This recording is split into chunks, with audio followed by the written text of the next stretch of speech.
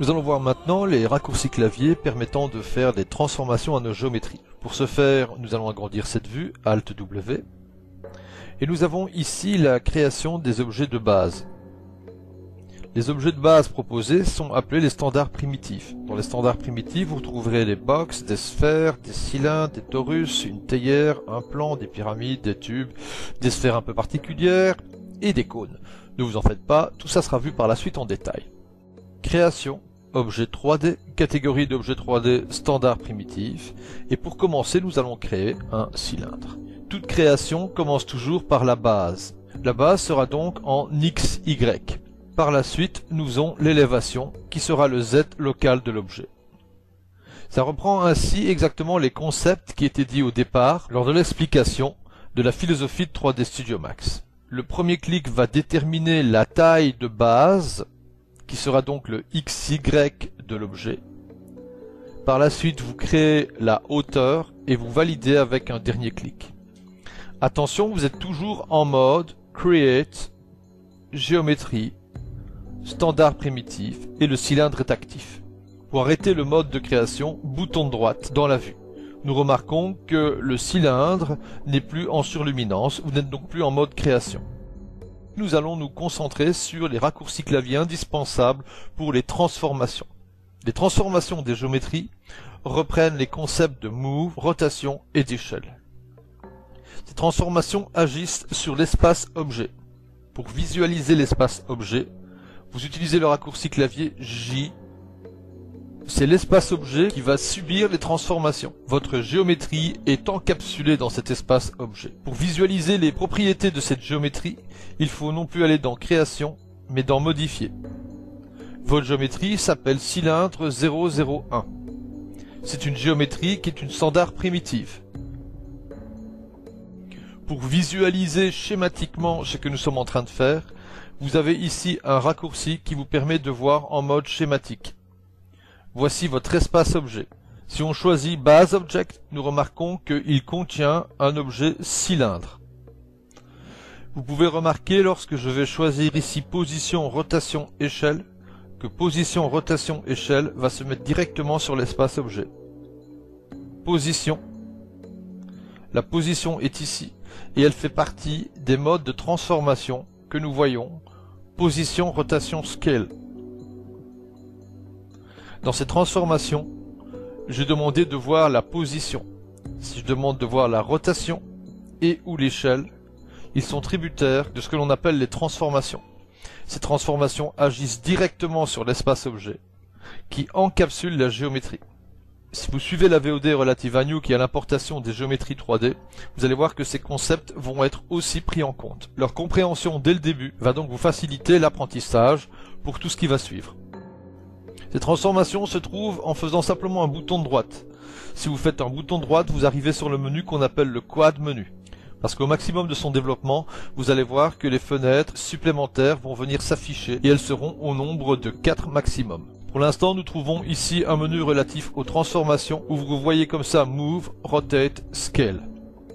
Si vous faites bouton de droite et que vous faites Move, vous allez voir directement vos flèches de déplacement. Vous allez remarquer aussi en faisant bouton de droite Move que vous avez activé un icône qui est ici en dessous.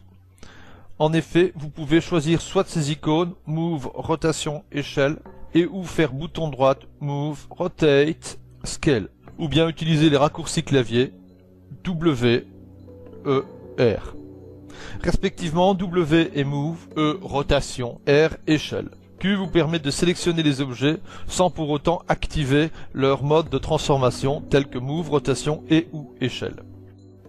Si vous êtes en Move et que vous appuyez par la suite en F12, vous avez ici les possibilités de personnaliser d'une manière beaucoup plus précise les déplacements. Le déplacement peut se faire par rapport au centre de la grille ou par rapport à la position actuelle de l'objet. Je vais mettre toutes les valeurs par rapport au centre de la grille à 0, déplacer l'objet sur X de 100 unités. Nous remarquons maintenant que par rapport à sa position actuelle, c'est revenu à 0. Je peux déplacer sur 20. Bilan par rapport au centre de la grille, il est maintenant à 1,20 m à 120 cm. Pour remettre à 0, vous pouvez faire aussi bouton droite sur les doubles flèches. En effet, dans Max, chaque fois que vous allez voir les doubles flèches, vous pouvez remettre comme ça les valeurs à 0. Si vous appuyez sur E, vous êtes en mode rotation et ce sont les valeurs de rotation que vous pouvez modifier à cet endroit. Si je fais 45 degrés, je vois maintenant que c'est à 45 degrés par rapport à l'univers. Si vous appuyez sur R, c'est forcément l'échelle. Vous avez ici l'échelle homothétique, non homothétique. Attention concernant les échelles, je vous conseille toujours de modifier l'échelle d'une manière homothétique. Il est très important pour l'instant de ne pas modifier l'échelle d'un espace objet. Nous verrons par la suite pourquoi. Retenez simplement qu'il est à proscrire par défaut de modifier l'échelle d'un espace objet. Vous avez différents types d'échelles qui sont proposées. À chaque fois que vous avez tapé sur R au clavier, vous allez voir ici différents types d'échelles qui sont proposées sur cette icône en haut. Faites très attention à ça.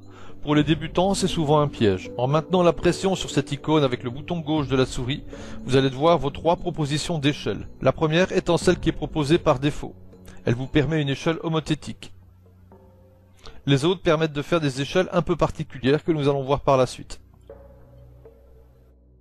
Revenons à Move, W au clavier. Lorsque vous êtes en mode Move et que vous déplacez votre souris, simplement en se plaçant sur le bout de la flèche. Si maintenant vous êtes sur le bout de la flèche, vous avez donc validé le déplacement sur X. Dans ce cas-ci sur Z, et puis par la suite sur Y. A l'inverse, si vous vous rapprochez du centre de l'icône, symbolisant le déplacement, vous allez voir qu'il est possible de sélectionner 2 axes par 2 axes. Ce qui vous permet comme ça de vous déplacer horizontalement par rapport à la grille. Remarquez aussi que si vous utilisez les raccourcis clavier F5, F6, F7, vous choisissez respectivement l'axe X, l'axe Y et l'axe Z. F5 pour l'axe X, F6 pour l'axe Y et F7 pour l'axe Z. Appuyez une fois sur la touche F8 et vous serez contraint comme ça sur 2 axes. Si vous appuyez successivement sur F8, vous allez contraindre de cette manière 2 autres axes pour vos transformations.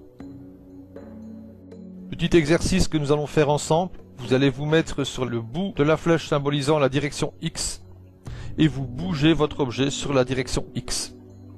Il suffit pour ça d'appuyer sur le bouton gauche de la souris et continuer votre déplacement de la souris. Continuez votre déplacement. Tout en bougeant comme ça, vous allez appuyer sur F6 et vous allez voir que malgré le fait que vous avez choisi X, vous pouvez, si vous êtes trompé, appuyer sur F6, F7, F5 et recontrainte à d'autres axes. Vous pouvez comme ça, si vous êtes trompé, réappuyer sur F8 pour déplacer de 2 axes en 2 axes. Cela est très intéressant lorsqu'il est pénible des fois de choisir le bon axe de rotation. En effet, nous voici en mode rotation, j'ai donc appuyé sur E, je clique sur le bouton gauche de la souris et je tourne. Je continue à tourner, tout en tournant, j'appuie sur F5 et tout compte fait, je contrains sur X. J'appuie sur F6, je contrains sur Y, F7 et je contrains sur Z. Nous voyons comme ça qu'il est parfois très intéressant de connaître ces raccourcis clavier de contrainte. Vous pouvez trouver vos axes de contrainte en faisant bouton droit à cet endroit. Et vous avez ici Axis Contrainte. Ce menu est un menu qui vous permet comme ça de choisir les axes au lieu d'utiliser F5, F6, F7 et les raccourcis F8.